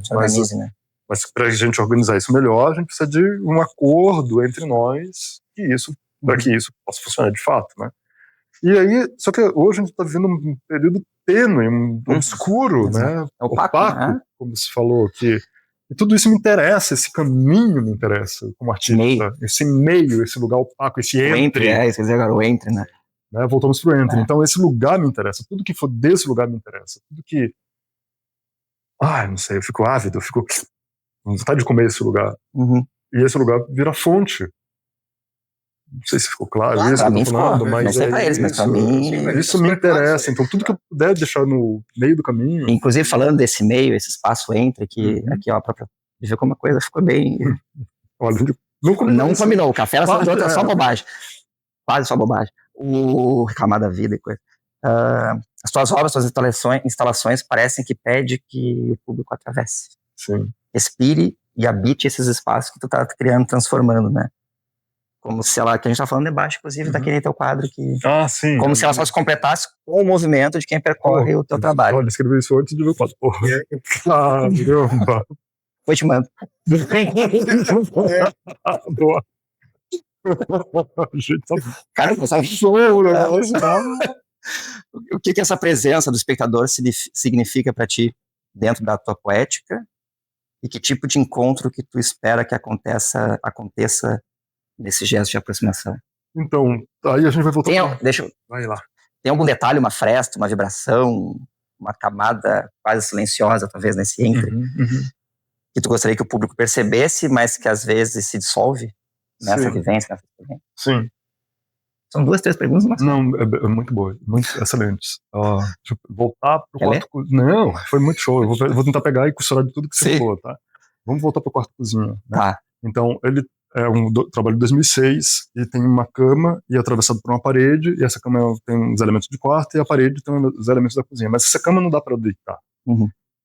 E uma vez a pessoa falou, mas tudo dava para usar. Na época eu fazia, tudo dava para usar. Abria a torneira, saía água, ligava. É funcional. Coisa. Era funcional, mas era um funcional que você não podia funcionar. Um funcional inútil. Era um funcional inútil. Era um funcional frustrado. Frustrado, melhor ainda. Frustrado. Era um funcional muito frustrado. Na época eu não percebia isso. Um funcional desconfortável. Assim. Porque tem uma coisa que esse trabalho vai fazer em mim uma coisa muito engraçada. Vou contar uma história de um outro trabalho que eu ia contar e não contei. 2003 tem o Torreão. Finalmente, Torreão, pra quem... É uma coisa muito local. Pesquisa. É uma coisa muito local, pessoal. Mas o Torreão era uma galeria, era uma espaço. Instituição. Tu vai me matar se eu falar instituição, mas era. E tinha um espaço físico, que era uma torre pequena, com 3 janelas a cada parede. Então, 4 paredes, 3 janelas. Mas ele fez um negócio que era incrível. Acho que ele foi doado depois, né? Foi doado pra uma igreja. Olha. Ele tá falando de religião, olha só, ele tá falando de religião. Agora, quando eu lembrei disso aí, ele foi doado. Coisas. E ali era onde tudo acontecia. E a ideia foi criar aquele espaço dentro dele mesmo. Então eu criei o próprio espaço expositivo dentro do próprio espaço expositivo, mudando um pouquinho. Então ali tinha uma experiência física de quem habitava. Então essa experiência que a gente estava falando, dessa aproximação física, aconteceu ali. Ali eu tive uma percepção dessa experiência física do ser humano, ou do observador, do visitante, na coisa. Ele conseguia entrar e fazer. Passam 3 anos, eu vou criar esse cozinha-banheiro. Então eu disse assim, puxa, será que eu consigo reproduzir a cozinha e o banheiro, o quarto e a cozinha, de forma tal que o observador tenha essa experiência, né? E aí eu vou criar essa cozinha, esse quarto que são cortados. Ele era todo funcional, tudo funcionava, a água funcionava, a eletricidade funcionava e tudo mais. Tudo que tá ali funciona, tinha gás, funcionava também, ligava, chaleira, funcionava tudo. Embora tudo estivesse funcionando, aquele quarto não era meu, nem era seu, nem era dele, nem era de ninguém. Então tinha os elementos quarto, tinha os elementos cozinha, mas ele não pertencia a ninguém. Então ninguém se sentia familiarizado com aquele espaço. A gente reconhecia o espaço, na minha cabeça, isso. Mas a gente não se sentia como apropriado daquele espaço. Ele não se apropriou daquele espaço, porque ele não tinha a nossa identidade, nem a cozinha tinha os aspectos da minha cozinha ou da sua cozinha. Era um elemento só. E ali tem uma mudança que vai acontecer, de uma coisa que é uma coisa instalação para uma coisa que é meio escultórico, um objeto. Era um objeto grande. Primeiro que tem esse deslocamento, né? Isso. Tu leva pro espaço da arte. Exato. Assim, né? E eu podia levar ele para qualquer lugar, né? Eu podia transportar ele para qualquer lugar. Então aí começa a coisa que instala na minha cabeça que, embora minha intenção tivesse sido vou criar esse lugar, que é um espaço, uma cozinha, e que as pessoas vão se entender como isso, mas elas tinham uma visão racional sobre aquilo, mas não experiencial sobre aquilo. E como que tinha aquela mesa cortada, a cama cortada, eu pensava, poxa, isso aqui é muito frustrante, porque ninguém nem pode deitar. E aí comecei a pensar nessa coisa que frustra mesmo. E aí eu vou criar outras séries que tem o Balança, Gangorra, etc., que embora tudo seja muito funcional, muito possível de usar, nada pode usar, porque tem essa coisa de que, talvez se eu for lá e me balançar, ou se eu usar a Gangorra, acabou. Enquanto que, se você não puder usar, e se você se imaginar usando, tem muitas possibilidades de você se imaginar usando. Mas o balanço só tem como você sentar e fazer assim, né? Enquanto que, se eu me imaginar usando, eu posso ficar em pé, posso ficar, né? Vira só um balanço. Isso, então ele esgota o assunto. Ele esgota o assunto e volta para nossa conversa. Então, essa imagem que se esgota rápida, porque o excesso da imagem está fazendo isso em nós. Então, deixar essa imagem ainda, e ela vai se esgotar mais rapidamente ainda se a pessoa usar. Ao mesmo tempo, você precisa se aproximar e se afastar. Você precisa ter um jeito de corpo, tanto nos objetos 3D. Então, eu tinha falado no começo, né, pessoal? Eu acho que meu chão mesmo são os objetos mais espaciais, 3D, tridimensionais. Mas ainda tem uma produção 2D. Então, a fotografia, para você ver, a gente estava falando sobre uma série que é a impressão em metal. Outra série que estava começando, que são impressões feitas 2 vezes no mesmo vidro, uma no vidro e uma numa parte metálica. Talvez você possa mostrar a imagem sobre isso depois. Depois eu tiro lá. Beleza. e para que você perceba o trabalho, você tem que se mover. Então, mesmo os trabalhos 2D, você tem que ter um gesto de corpo. Então, ele pede que você se mova para que você veja aquele trabalho, para que você sinta aquele trabalho, né? Para que você flua, aquele trabalho fluente. Tem essa participação do observador, né? Então, eu acho que eu nunca vou conseguir fugir disso muito, mesmo que eu faça um desenho. Os desenhos são papéis vegetais que o desenho 2 vezes sobrepõe um no outro. Então, essa imagem que a perspectiva, quebrar essa perspectiva, né, tentar brincar com essa ideia, perspectiva do mundo, eu acho que ele exige um pouco do observador que ele se movimente de algum jeito, olhe aquilo de ângulos diferentes para poder perceber o trabalho. Então, é como se a todo momento eu dissesse, você tem um corpo físico. E você, por ter um corpo físico, você pertence a um espaço físico. É como se todo lugar voltasse para esse mesmo lugar, essa mesma pergunta. Tem um espaço físico, pertence a um espaço físico e tem em ti um jeito de se mover. E aí reverbera tudo que a gente já falou, né? Esse jeito de você se mover, ele é psicológico, ele é só físico, ele é social, ele é econômico. Quando você se move desse jeito, você se move com toda a sua atribuição ou você se move para estabelecer um acordo coletivo econômico. Você habita determinados lugares para obedecer um acordo coletivo social. Eu acho que sempre tem uma coisa política em quando a gente se percebe como um ser humano que tem um corpo físico e que faz parte de um espaço físico e que a gente demanda e é demandado por ações e reações dessa coisa que a gente chama de coletivo. Sim. Não sei se ficou claro. Pra mim ficou. Ficou porque tem a ver com tudo que a gente está falando já. Né? Na tua opinião, né? Qual o lugar da arte hoje? A gente fala de cidade, política e vida comum. Pois é. Vou perguntar. Outro dia. Outro dia. Volta para o começo da conversa, né? Que a arte hoje é muito engraçada. Então, o que é arte, né? A arte acho que faz tempo que não é tão atacada quanto foi nos últimos anos. Mas sempre vai ser. Agora baixou de novo. Baixou de novo, né? É o lugar onde a gente pode ser, né? Eu acho que a arte, para o artista, eu acho, é o lugar onde a gente pode ser. Não sei se está claro essa frase, mas eu acho que eu pratico yoga. É um lugar onde a gente pode ser, porque, por exemplo, você me pergunta, quem é o Rômulo? Foi a tua primeira pergunta. Eu sou um geólogo, eu sou um artista. É sempre um fragmento do eu. Podia ter falado outra coisa também. Não, mas podia ter falado 200 coisas. Mas então, se eu fosse pai, eu poderia dizer, eu sou um pai, eu sou uma mãe, eu sou um filho, eu sou um professor, eu sou um geólogo. E acaba que a gente tem vários eus, e na realidade são pequenos personagens que compõem um indivíduo, mas que ainda assim não compõem o Rômulo. Não é o Rômulo. O Rômulo ainda não é, são papéis não que a gente vai. Tudo. Né? Eu acho que no artista, a arte, se eu parar agora para pensar qual é o papel da arte, pelo menos para mim como artista, é o lugar onde pode ser, onde esse lugar está tão indefinido que eu posso ser, eu posso migrar, eu posso criar, eu posso fazer coisas, né? Se eu sair de mim pensar na arte como um observador das artes, eu saio de mim como um propositor, que é o artista, e olho como uma pessoa que está fora, porque a gente também está fora, né? E olha para o campo das artes a partir de fora dele. A arte é um lugar de briga, né? É um lugar onde você tem uma disputa, é um lugar de disputa, conflito, né? De conflito, né? Ele é um lugar de conflito. Né?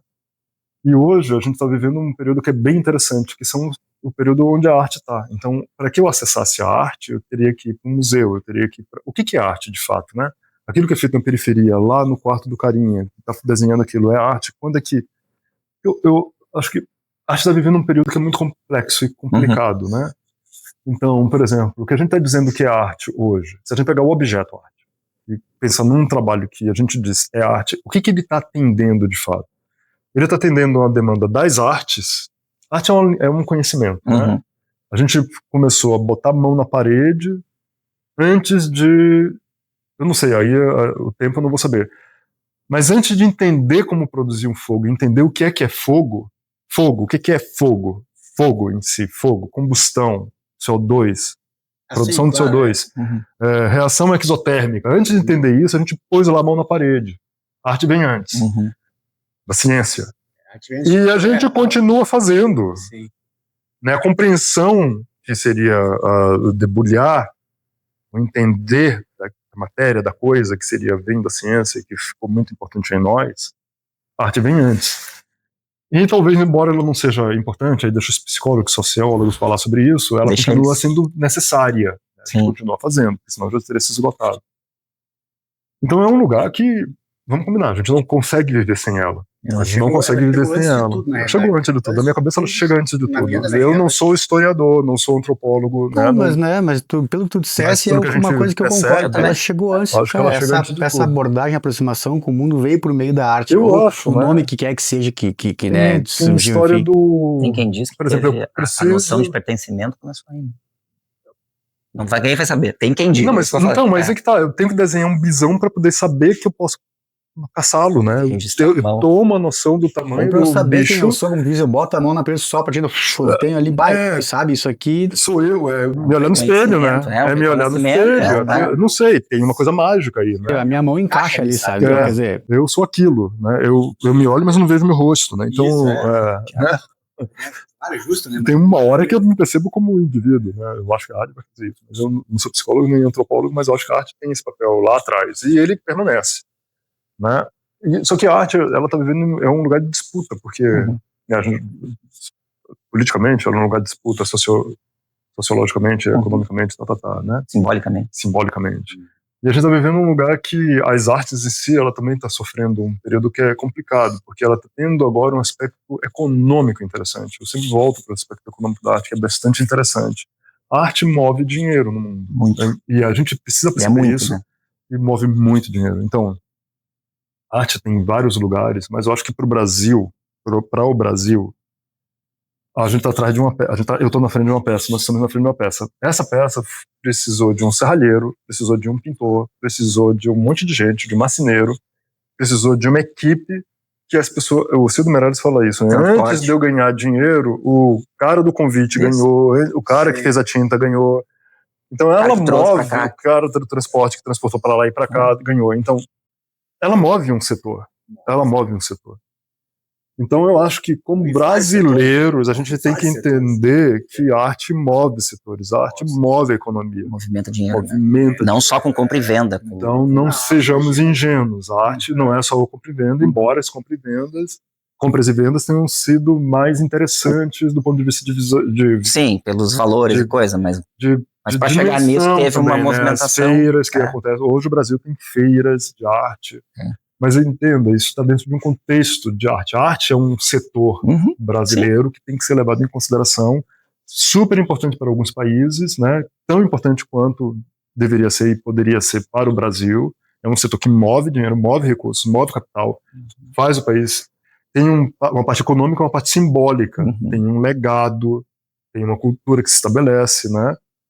E ao mesmo tempo, como tudo, pode ser traído, né? Porque eu posso usar aquilo para o bem e para o mal. Então, muitas coisas que a gente falando sobre legitimação, né? Então, essa ideia de legitimação, eu posso legitimar tudo, dizendo que aquilo também é arte. O que é arte, de fato? É uma coisa muito de acordo, né? Então, de vez em quando eu preciso de uma exceção. Eu preciso de uma exceção indígena, né? A gente está falando sobre isso, de uma exceção da sociedade. Também, né? A gente precisa de uma exceção de periferias, né? Grupos periféricos, né? A gente precisa, mas tudo pode. Então a gente está vivendo um período que a gente vai ter que questionar, a gente vai ter que falar sobre isso também, porque senão a gente vai ser ingênuo não falar sobre isso. E vai correr o risco de machucar muita gente também, ninguém vai se sentir, né? Mas o bom debate é isso. A gente vai ter que falar sobre isso. Vamos ter que falar, eu tenho uma coisa que está faltando, e eu acho que isso também faz parte do discurso, que é falta crítica. A gente jogou fora a crítica. A arte. Não só a arte, né? Cultura em geral. Mas eu acho que o teatro ainda ficou um pouquinho, o cinema ficou um pouquinho, ainda tem um crítico de cinema. Ficou muito raso, mas ainda assim persiste. Na arte a gente aboliu. A gente aboliu o crítico. Virou o texto crítico de curador. Não. Tem o curador, tem o. Sim, mas os textos já são mais. Mas não tem um texto crítico. A serviço de. Esse próprio porque texto. Nós mudamos os personagens. Eu hoje sou um artista, amanhã eu posso ser o curador. Essa coisa da gente mudar muito da função dentro do meio da arte, eu não sei se isso é tão legal. O artista curador, o artista não sei o que, o artista não sei o que lá, o artista... Eu acho interessante, mas ao mesmo tempo isso acaba traindo a capacidade disso de uma certa robustez. Claro, eu não estou dizendo que tem artista que não possa ser curador, não é isso que eu estou dizendo, tem capacidade, né? Não é isso. Mas não isso é torna isso. de novo, e volta para esse lugar que me interessa mesmo, esse lugar opaco. Tem uma opacidade nesse lugar aí, Sim, que vira a reboque de alguma coisa, demandado por alguma coisa, né? Vamos ter que falar sobre isso, isso é muito sério. Mas isso é arte para mim. O lugar da arte, ela também está no opaco, ela também está no entre, né? Porque mas eu ainda acho um lugar, tanto que eu estou nele, eu gosto dele, nós estamos. É um lugar que falando sobre, inclusive. estamos e vamos ter que considerá-lo. Eu acho que ele está no entre, sentado. Se eu for responder rapidamente. Os tempos agora, o tempo atual deixou isso, né? Foi tornando isso, foi tornando essa conversa difícil, né? Foi tornando essa conversa, né? Deixa de lado, a gente conversa depois, né? Vamos, né? Sabe? É que virou uma coisa cheia de dedo também, né? Tá no momento que tu não pode falar. Politicamente correto. Que pode, não pode criticar, não só a crítica. Mas tu não pode criticar a crítica também, porque não pode criticar nada, na verdade. Pode ter ali, mas por que não pode? Quem disse que não pode, né? Qual foi o acordo do não pode? Né? Como é que chegamos nisso? Eu não sei. Não lembro. Não me lembro. Volta aquele assunto desse negócio do celular, rede social, né? Parece que existe uma massa ali que não tem rosto, que não tem ninguém, mas que domina essas ações. Ao mesmo tempo, eu acho que tudo isso que a gente não sabe é um projeto, assim, é um projeto para que chegasse nisso, né? Vou fazer um exagero. As reféns disso, ficam com medo disso aí, sabe? Então quer dizer, não, olha, tá tudo bem, tá tudo certo, tá tudo legal, sabe? Não vai tocando na vida nessa ilusão. Não, gente, tem que falar sobre isso, tem que, né? Por isso que eu digo, né, que as pessoas vai se incomodar com isso, né? Vai se ofender e tal, não, mas peraí, como é que tu tá dizendo mas isso? Mas essa ofensa vem a partir do quê? E isso que foi falado para ser ofendido veio a partir do quê? Qual é a bagagem do que ofendeu e o que foi ofendido, né? Qual é o argumento de fato? Não existe, acho que não. Então, de fato, eu me sinto ofendido e você me ofendeu, mas graça, qual é a base? Se você me chamar, Rômulo, você é um verde.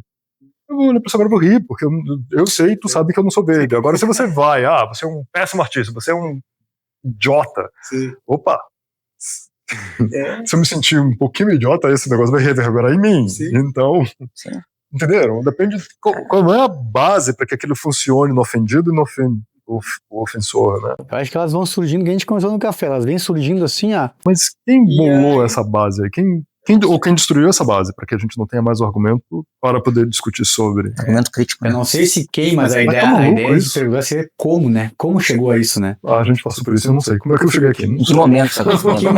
Em que momento ou que fatores que levaram a isso? Eu não sei, sabe? Eu não sei, mas para mim soa como projeto. Não, eu acho que essa tua colocação é muito pertinente, assim, sabe? Né? Mas, assim, é curioso. É curioso, assim, ver como chegou nesse ponto que a gente não consegue tratar, né? Não me lembro. Eu não me lembro. A gente chegou. Mas chegou e estão aqui, né? Então, vai fazer alguma coisa agora.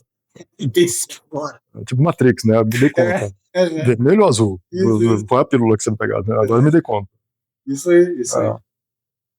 Viagem. Para ir para os encerramentos já aqui. Tem algum tema ou escala que tu ainda não abordou e gostaria de? Ou gostaria? Quero. Eu tenho um trabalho que é o Super Cinema, que é a mistura do cinema com o supermercado. Foi aquele do Santander. Não vou lembrar. 2010, 11. Por aí. Então é um cinema e um supermercado, um colado no outro, com essa ideia também de tirar um pouco... Ali falava sobre coisas, falava sobre mercado de arte. As feiras estavam rolando, consumo. A FU, né? Começaram as feiras, tinha Gogosian, no White Cube participavam das feiras brasileiras, então era um momento que era para falar sobre o mercado. Então tinha um supermercado ali, onde o produto, que era uma farinha, você comprava pelo preço de farinha, não comprava pelo preço de obra de arte. Mas ao mesmo tempo, algumas pessoas que me conhecem, ou me conheciam, eu estava lá, e aquele dali, o artista me pediu para assinar saco de farinha. Eu vou assinar um saco de farinha, mas vai estragar essa farinha, porque tem prazo de validade. Sim, né? Então, dava um tilt ali, né? Mas mesmo assim ainda era espaço físico. Um supermercado e um cinema, a pessoa entrava... Tinha que ir ali para fazer aquela experiência. Eu quero um aeroporto agora. Tá? Para começar. Eu sempre quis trabalhar com o aeroporto. Eu sempre acho que o aeroporto é um lugar incrível para poder trabalhar. Assim, pode ser e talvez seja um não lugar também, né? Não, porque se a gente pensar hoje, tem aeroportos clandestinos. E o que mais tem? Não. A gente tem coisas. Eu quero trabalhar no aeroporto, eu quero pegar um aeroporto, eu quero estar nessa escala do aeroporto. Assim. Eu acho que ele tem umas coisas para além do aeroporto, entendeu? Que a gente pode mexer. Sendo dos próximos capítulos. Mas aí, tipo, e agora falando do que eu quero, o que tu tem pela frente? Então, eu tinha um desafio, né? Eu tinha um desafio que era reduzir o tamanho. Reduzir o tamanho. Porque eu sempre trabalhei com coisa meio grande, né? Você lembra da escultura, né? Vai, né? É. E foi, né? E a ideia, alguns anos atrás, eu queria reduzir o tamanho. Então, tem uma série que depois você pode mostrar que é uma série de trabalhos novos que é um ambiente em disputa, né? Então são os desenhos, eles começam com um desenho, deixa eu pegar um desenho aqui para mostrar para vocês. Então eles começam com um desenho, mais ou menos aqui, não sei se vai dar para olhar. Então aqui tem um desenho de uma cachoeira. Depois eu pego uma imagem, me manda uma foto. Depois eu mostro. Então ele é um desenho aqui de uma cachoeira, começa sempre um desenho de papel vegetal, e atrás dessa cachoeira tem um padrão de azulejos, aqui já tem os dois, tem um padrão de azulejos. Esse padrão de azulejo vem de um momento da arte concreta brasileira, né? Que é essa coisa geométrica, que na realidade é sul-americana, enfim, né? Latino-americana, é muito forte na América Latina como um todo. E a gente projetou na América Latina, no mundo, acho que essa arte geométrica que veio da Bauhaus, aí a gente tem uma história, né? Sim. Chega na América Latina, derivando essas coisas que depois vai para o azulejo e vira arte pública, né? Aqui, principalmente no Brasil, balcão e tudo mais, né? Vai fazer isso. Chega nos Estados Unidos, vai virar o minimalismo, reduzindo a história, né? Lá ele desdobra com minimalismo. Isso na minha cabeça, pessoal. Eu não sou historiador de arte também, né? Tua leitura. Minha leitura. Conversando com essa coisa geométrica, falando sobre esse período, a gente tem um desenho que está vindo meio do asiático, né? Então esses desenhos todos vêm do Hokusai, que é japonês, mas por sua vez o Hokusai bebe isso. Eu falar isso e também você me matar, mas é leviano que eu vou falar, então eu posso falar. 36 vistas do Monte Fuji, por exemplo, claro, né? Por exemplo, né? Então o Japão ele tem uma cultura que vem parte dela, né? Vem da China. Os caracteres, né? A forma de abordar é chinesa. Se mesclou, né? Mescla. E hoje a gente está vivendo um período que a gente tem essa disputa que está havendo agora entre essa projeção dos BRICS, para encerrar, né? A gente está tendo esse BRICS que a gente teve o Mercosul que não foi para frente, acho que não vai, a gente não está deixando, né? Não querem que o Mercosul vá. Mas o BRICS ganhou uma projeção maior um pouquinho, a gente viu essas passagens, agora a gente teve o movimento Trump detonando o BRICS, etc. A gente está vendo uma tensão sobre isso, né? Teve uma ideia de segunda moeda. Uma disputa por hegemonia, na verdade. Hegemonia, a gente está vivendo. De novo. Político de novo, e isso sempre vai acontecer, mas isso é interessante. Então esse Brasil que de vez em quando ele é o pacificador da moeda, né? De vez em quando ele está lá fazendo meio termo, de vez em quando ele se liga à Índia, China, à Rússia, BRICS, né? África do Sul. Mas essa disputa agora é hegemônica, né? China e Estados Unidos, né? A gente está mudando o mundo, né? O mundo está sendo mudado, né? Nós estamos fazendo isso, o mundo está fazendo isso. Então tem essa disputa, mas o Brasil ele fica ali meio que um passivo de novo. Vou te encher o saco agora. Mas é esse Brasil entre mesmo. Então, de vez em quando, vai fazer um acordo ali com os Estados Unidos, faz um acordo com a China, e não tem uma posição. Ele tem uma posição que é engraçada, estratégica, que é de aproveitar de tudo isso, mas ao mesmo tempo ele não se posiciona. Ele não se. Quando ele tenta se posicionar, vem alguma coisa que interfere né, a gente está vivendo isso. A gente acabou de ver, estamos vivendo, né? Isso que está acontecendo agora no Congresso é ridículo. Nem entramos nisso, mas não precisa entrar. Então esse Brasil que não se posiciona de forma definitiva sobre alguma determinada coisa. A gente tem que apoiar essa moeda, a gente tem que tornar uma concorrência, esse lugar tem que ser tensionado.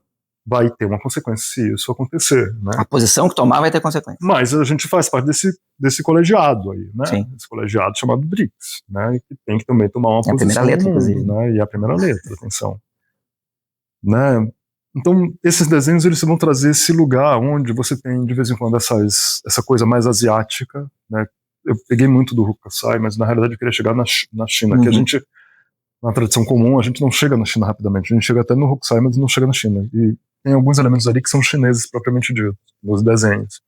Então eu fui pegando essa coisa ocidental e juntando com essa coisa brasileira, que é mais ocidental e oriental, trazendo isso do Oriente, trazendo isso do Ocidente, e de vez em quando essas ondas, ali é uma cachoeira, mas tem uma outra série que é de ondas ou de mar, então de vez em quando isso fica calmo, esse diálogo entre esse azulejo e essa água tá calma, de vez em quando é imbatível, é uma onda batendo nesses azulejos, etc. Então isso tem sido o que eu acho que termina vai ter uma série Fogo que eu tô fazendo agora, que é sempre esse azulejo. Não tem ali, dá pra ver. Daqui eu já comecei a desenhar o fogo, vai ser mais ou menos assim, né? Então como se fosse uma chama, que aqui atrás vai ter uma azulejaria diferente, ou vai ter um cobogó, o cobogó vem do árabe, né? Então tem essas coisas que eu vou trazendo das esculturas e das coisas que vão acontecendo. Então são essas coisas que de vez em quando tá em embate, de vez em quando tá em comum acordo. Então essas questões políticas, essa nova modelagem, né, na geopolítica do mundo que está me interessando hoje, e que eu não preciso falar exatamente de forma escrachada e direta. Posso trazer esses elementos. Então, acho que o meu primeiro desafio foi diminuir o braço, então tentar criar coisas menores. Então, esses trabalhos são trabalhos de parede, algumas esculturas poucas, mas mais trabalho de parede, que tem essa tridimensionalidade, porque precisa desse movimento, adoro esse movimento do corpo, e que está terminando a série agora, depois eu mando alguns desenhos para vocês, e é isso que eu venho trabalhando hoje, né? Pro ano que vem, fui convidado para fazer uma escultura pública em São Petersburgo, que vai ser uma coisa legal. Ano que vem? Ano que vem, então ele se vincula a esse trabalho que está aqui atrás de mim, que são formas de ocupar esse espaço e modificar esse espaço, né? Então tem umas coisas que vão acontecendo por aí. Então, de vez em quando vai para grande dimensão, mas tem 2 anos aí que eu venho brigando para diminuir o tamanho. Assim. Eu acho que eu consegui com essa série de água, fogo, azulejos, e eu acho que, não sei pra onde vai. É que ele foi pro convite também, né? E aí teve esse convite, aí, bacana. Acho que era isso. Tem mais alguém quer perguntar alguma coisa aí? Só agradecer vocês, foi muito legal, agradecer a paciência de quem estiver ouvindo, foi muito show. Agora, te agradecer por nos receber. Eu que agradeço, muito bacana. Quer falar contigo muito? Gostei do texto. Acaba se cruzando, acabando, né? É quando para pra... Não, vou fazer um texto. Pergunta era um lixo. Não, agora... A que eu lancei. Tal coisa lá. Como é que eu marco?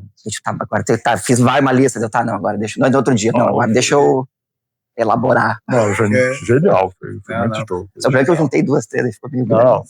Maravilhoso. É que às vezes eu faço isso, porque assim, se eu tiver uma pergunta, tu vai falar, mata as outras 2. Né? Sim. Elas estão interligadas. A gente interliga. Bom, é isso. Valeu. Muito obrigado. Até uma próxima. Por qualquer coisa.